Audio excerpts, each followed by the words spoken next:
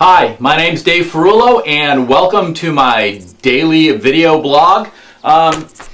Today the topic is mindfulness. I was thumbing through a deck of cards and I pulled out this card that says mindfulness, and I thought that it would be a great time to talk about our thoughts and our desires. On the back of this card, reads, manage your mind. When we direct our thoughts and words towards the outcome that we most desire, we ignite grace. And that is so true. When our thoughts are continually directed towards the positive and towards the optimistic outcome in which we desire, we tend to bring to us all the forces of the universe and all the support of the people and the friends in the community that we desire in order to make these things happen.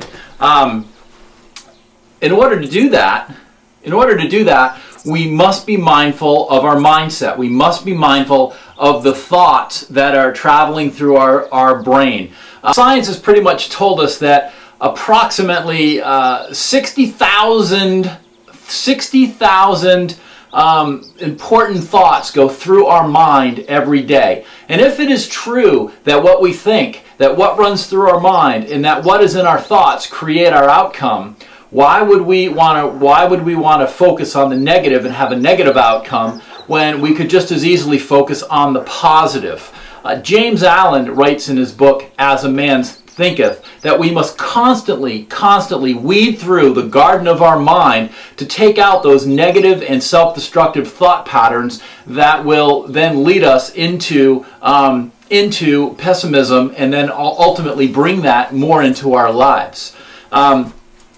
I was reading something, I was watching TV the other day, something that I rarely do, but I was watching public TV, and I was watching one of those shows, and there was a gentleman on there, a Harvard professor, talking about emotions, and he said that us as humans, we have the thought processes to think from the past and project into the future, when animals don't. Why don't animals typically get stressed out? Because they're only stressed out in the moment when the stress is needed. We stress out, and then we remember that stress, and then we concentrate on that stress, and we hold those negative thoughts in our mind, and we just continue to perpetuate that stressful mindset, which then brings us to more stressful situations. So, as James Allen said, we must continually hold that garden of our mind. We must pull those thoughts, those negative thoughts out, just like we're weeding a garden, so that the ripe fruit will grow. When we have focused intention, when we have focused concentration on the positive outcomes in our life, when we have hope and we have a positive desire for our lives and for our outcomes, then all the universe does conspire to open up the doors and show you the roadmaps to where you want to be. So, the word for the day is mindfulness. So why don't we watch our thoughts?